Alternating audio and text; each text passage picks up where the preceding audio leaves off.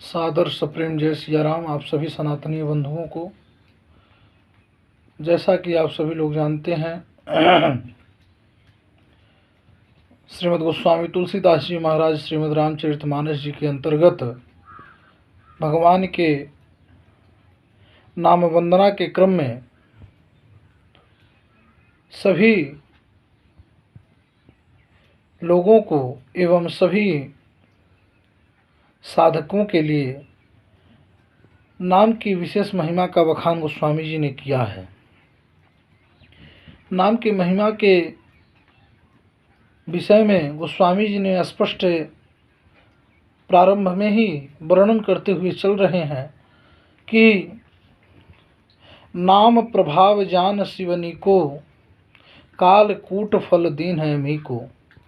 गोस्वामी जी महाराज निश्चित रूप से सभी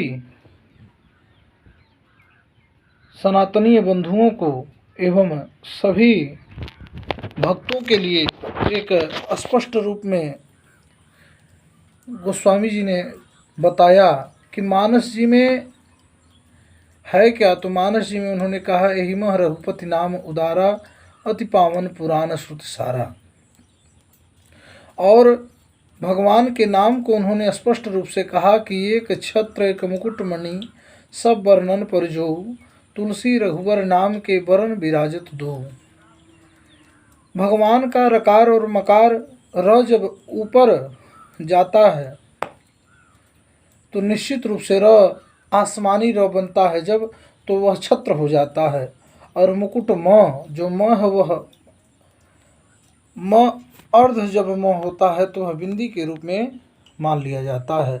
तो वह मुकुट के और मुकुट का जो मणि है वह भगवान का म है, म अक्षर राम नाम का। तो एक छत्र एक मुकुट मणि, सब वर्णन पर जो, तुलसी रघुवर नाम के वरण विराजत दो। और गोस्वामी जी ने कहा कि जो छत्र और मुकुट मणि दोनों है और भगवान के नाम में समाहित है। अर्थात हम लोगों को जीवन में अगर हम लोगों को जीवन में छत्र और मुकुट धारण करना है तो निश्चित रूप से रकार और मकार का निरंतर रटन होना चाहिए। जैसा कि संतों ने कहा है स्पष्ट रूप से इस बात का दिशा निर्देश हर जगह किया है कि इस कलिकाल में मात्र एक भवसागर से तरने को बस हरिनाम ही मात्र आश्रय है। इसलिए गोस्वामी जी ने कहा कि न ही कलिकर्म न भगति विवेकु, राम नाम अवलंबन एकू।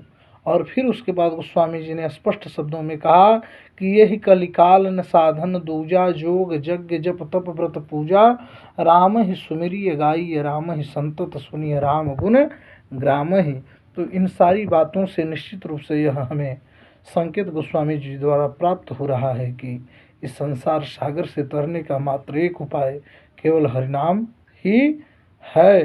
कल संतरणोपनिषद में ब्रह्मा जी ने नारद जी से कहा कि हरे नाम केवलम, कलौ नास्तेव नास्तेव नास्तेव गति अरण्यथा।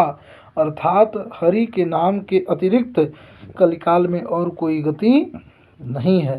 तो आज के क्रम में बस इतना ही, शेष चर्चा अगले भाग में। तब तक के लिए आप सभी लोगों से मैं विदा चाहता हूँ और तब तक के लिए सादर सप्रेम जय।